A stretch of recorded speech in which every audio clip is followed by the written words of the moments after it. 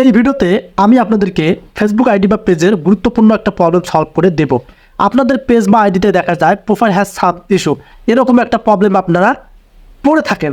এখন এই প্রবলেমটা কিভাবে সলভ করবেন, এই ভিডিওটা যদি আপনারা ফুল কন্টিনিউ করেন, মানে এই যে স্ক্রিনে দেখতে পারতেছেন আপনাদের প্রোফাইল বা পেজে ঢুকলে এরকম একটা ইস্যু দেখায়।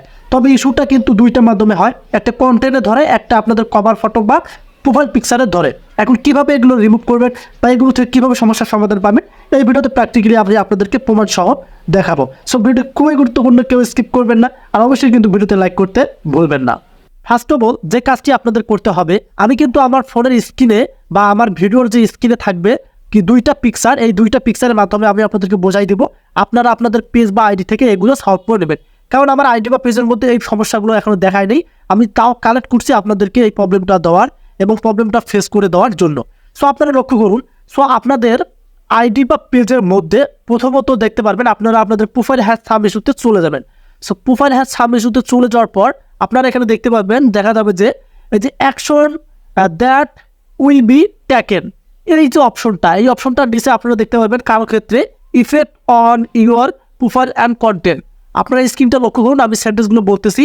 তার নিচে দেখতে পারবেন child sexual explain we remove your photo, মানে কিছু ফটো আছে যেগুলো ফেসবুকের গাইডলাইন ভঙ্গ করছেন আপনারা।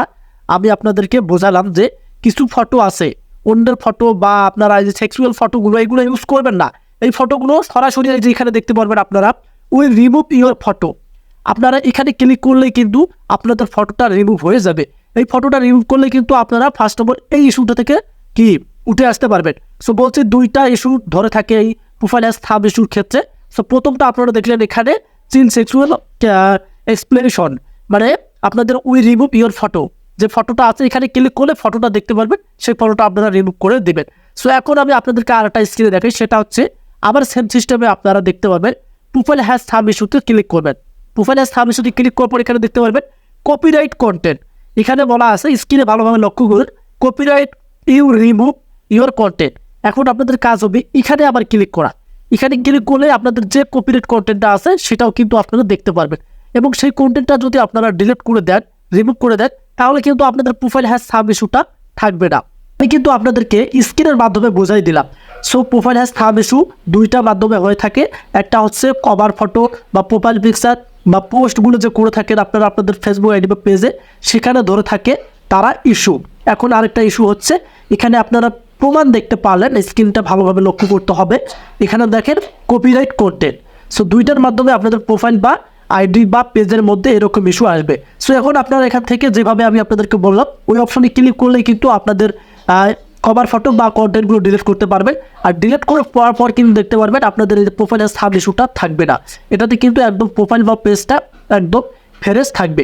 সো এই যে আপনারা যদি আপনাদের বুঝতে প্রবলেম হয়, আমি তো আপনাদেরকে স্ক্রিনে দেখাইলাম, তবে যদি আমি আপনাদেরকে আরও ভালোভাবে মানে একদম স্ক্রিন রেকর্ড করে দেখাইতাম তাহলে সুবিধা হতো, কিন্তু আমার পেজ বা আইডিতে এরকম কোনো আমি এখনও প্রবলেম করে নেই।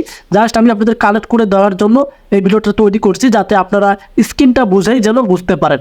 সো এই যে দুইটা মাধ্যম, একটা হচ্ছে কভার ফটোতে প্রবলেম ধরতে পারে, আর একটা আপনাদের কন্টেন্টে। সো এখানে আপনারা আপনাদের প্রোফাইলে যাবেন বা পেজে যাবেন, যাওয়ার পর এখান থেকে আপনারা বেছে নিয়ে এখানে দেখতে পারবেন আপনাদের কভার ফটোতে বা ভিডিওতে প্রবলেমটা ধরছে, ওখানে গিয়ে ডিলিট দিলে কিন্তু সমস্যার সমাধান হয়ে যাবে।